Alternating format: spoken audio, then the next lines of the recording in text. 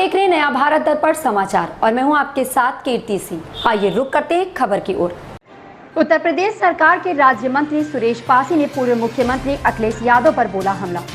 उत्तर प्रदेश सरकार के राज्य मंत्री व अमेठी के जगदीशपुर से विधायक बने सुरेश पासी ने बुधवार को रामलीला मैदान में जनसंपर्क कार्यालय पर मीडिया से वार्तालाप करते हुए पूर्व मुख्यमंत्री अखिलेश यादव पर निशाना साधते हुए हमला बोला और कहा, समाजवादी पार्टी गुंडे और माफियाओं की पार्टी है और इस पार्टी में गुंडे और माफियाओं को ही शामिल किया जाता है। जैसे माफिया मुख्तार अंसारी के भाई सिद्दुल्लाह अंसारी को सपा ने अपनी पार्टी में शामिल किया है, जिससे सपा की छवि खराब होगी। भारतीय जनता पार्टी एक साफ सुथरी पार्टी है जिसका अंदाजा हर पार्टी नहीं लगा सकती। आगे कहा कि लोकतंत्र में सबको लड़ने का अधिकार है। ओवैसी को भी जोर आजमाइश करना चाहिए ताकि जनता उनको जवाब दे सके और दावा करते हुए बताया कि मुख्यमंत्री योगी आदित्यनाथ ने 2017 से अब तक जो काम किया है जनता जान रही है। विपक्षी पार्टियां अपनी ताकत जितनी हो लगा लें, लेकिन भारतीय जनता पार्टी इस बार 350 सीट लेकर उत्तर प्रदेश में आएगी। वहीं मंत्री ने चुनाव आयोग को धन्यवाद देते हुए कहा, भारतीय जनता पार्टी वरिष्ठ नागरिक एवं दिव्यांग भाई बहनों के लिए इस बार ऐसी व्यवस्था की है कि दिव्यांग और बुजुर्ग भाई बहन अपने घर से ही वोटिंग करेंगे। इस व्यवस्था से वोटिंग का परसेंटेज भी बढ़ेगा। राम कैलाश पटेल की रिपोर्ट। पहल की जा रही है। आज बैठक की गई है, इसमें क्या मुख्य उद्देश्य रहा है?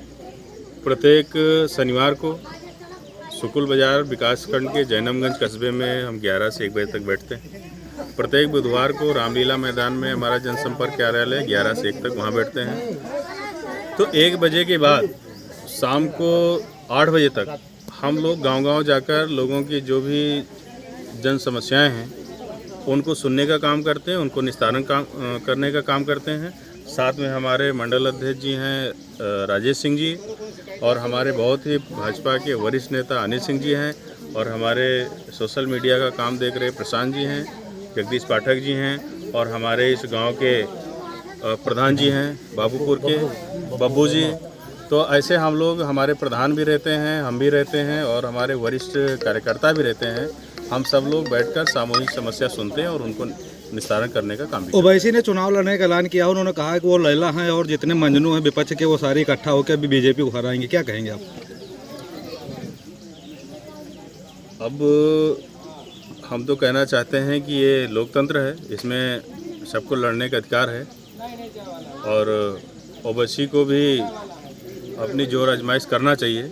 लेकिन मैं ये दावे के साथ कहता हूँ कि पूज्य योगी आदित्यनाथ महाराज जी जो हमारे उत्तर प्रदेश के यशस्वी मुख्यमंत्री हैं, उन्होंने जिस तरह से 2017 से अब तक काम करने का काम किया है, तो जितनी भी विपक्षी पार्टियां अपनी ताकत लगा लें, भारतीय जनता पार्टी पूज्य योगी आदित्यनाथ महाराज की अगुवाई में 350 प्लस सीटें लेकर आएगी। जिस अंसारी बंधु पे सरकार का बुलडोजर चला है, उसके परिवार के जो है सपा में शामिल हुए हैं, तो क्या लगता है बीजेपी को इससे नुकसान होगा या फायदा? तो सपा तो गुंडे माफियों की पार्टी है, आप लोग जानते हैं, तो उन्हीं को शामिल करेंगे। हमारी भारतीय जनता पार्टी स्वच्छ पार्टी है।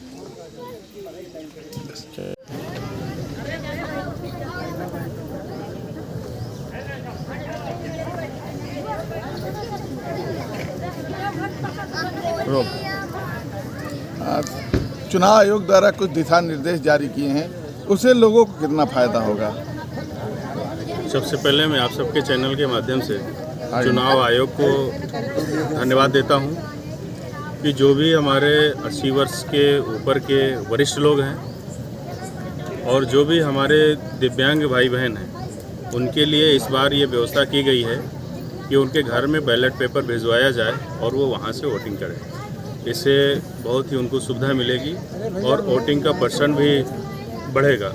तो मैं चुनाव आयोग को साथ साथ सरकार को भी धन्यवाद देता हूं, बधाई देता हूं, माननीय प्रधानमंत्री जी को, मुख्यमंत्री जी को और जो भी इसमें शासन प्रशासन के अधिकारी लगे हुए हैं, उनको भी मैं धन्यवाद देता हूं कि ये बहुत अच्छी पहल है और इसका संदेश भी अच्छा जाएगा, लोगों को सुविधा भी अच्छी मिलेगी। कितना प्रभाव पड़ेगा इसका? इसका प्रभाव देखिए, जब चुनाव आता है तो आप लोग भी जानते हैं, हम भी जानते हैं कि जो हमारे वरिष्ठ लोग घर के हैं, उनको घर के बच्चे या अन्य लोग जो है कभी बाइक पर बिठा के ले जाते हैं, कभी कंधे पर बिठा के ले जाते हैं। तो इस समस्या से निजात मिलेगा और हमारे वरिष्ठ जनों को एक बहुत बड़ी खुशी और प्रशंसा होगी कि सरकार ने ऐसी पहल किया कि हमें पोलिंग बूथ तक नहीं जाना पड़ा, घर से ही जो है हम वोटिंग करने को पा रहे हैं, हमें जो सौभाग्य प्राप्त हो रहा है। इसमें नहीं लगता कि मन ऐसे ही खबर से जुड़े रहने के लिए देखते रहे नया भारत दर्पण समाचार।